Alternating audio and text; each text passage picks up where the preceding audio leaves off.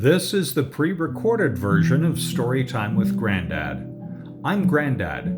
Welcome. I am reading The Adventures of Jimmy Skunk by Thornton W. Burgess. This is Chapter 8. Jimmy Skunk Looks for Peter. Jimmy Skunk looked very hard at Sammy Jay.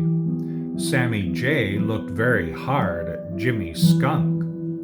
Then Sammy slowly shut one eye and as slowly opened it again. It was a wink. "You mean," said Jimmy Skunk, "that you guess that Peter Rabbit knew that I was in that barrel and he jumped over it so as to make Reddy Fox run against it? Is that it?" "I wonder," said Sammy Jay. "And I wonder if he did it just to get Reddy into trouble," continued Jimmy. "I wonder," repeated Sammy Jay. "And I wonder if he did it for a joke, a double joke on Reddy and myself," Jimmy went on, scratching his head thoughtfully. "I wonder," said Sammy Jay once more, bursting out laughing. Now, Jimmy Skunk has a very shrewd head on his little shoulders. "So, that is your guess, is it? Well, I wouldn't be a bit surprised if you were right," he said, nodding his head. "I think I will go look for Peter. I think he needs a lesson. Jokes that put other people in danger or make them uncomfortable can have no excuse.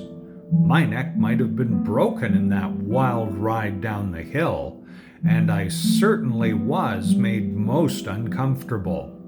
I felt as if everything inside me was shaken out of place and all mixed up.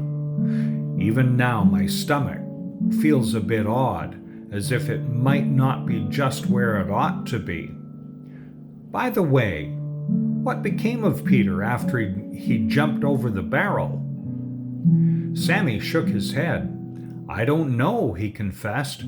"You see, it was very exciting when that barrel started rolling, and we knew by the sounds that there was someone inside it. I guess Reddy Fox forgot all about Peter. I know I did. And when the barrel broke into pieces against that stone down there, and you and Reddy faced each other, it was still more exciting. After it was over, I looked for Peter, but he was nowhere in sight. He hadn't had time to reach the old briar patch. I really would like to know myself what became of him." Jimmy Skunk turned and looked down the hill. Then, in his usual slow way, he started back towards the broken barrel. "Where are you going?" asked Sammy. "To look for Peter Rabbit," replied Jimmy. "I want to ask him a few questions." Jimmy Skunk ambled down the hill. At first he was very angry, as he thought of what Peter had done, and he made up his mind that Peter should be taught a lesson that he would never forget. But as he ambled along, the funny side of the whole affair struck him, for Jimmy Skunk had a great sense of humor, and before he reached the bottom of the hill, his anger had all gone, and he was chuckling.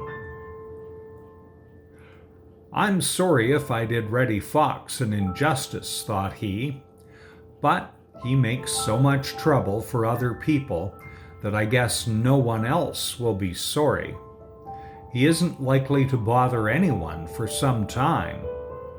Peter really ought to be punished, but somehow I don't feel much like punishing him as I did.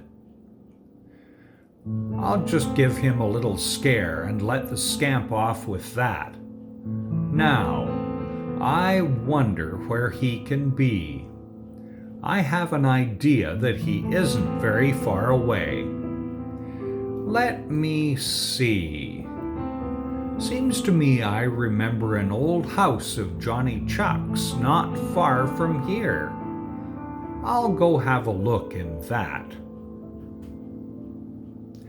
And that's the end of the chapter. Thanks for watching.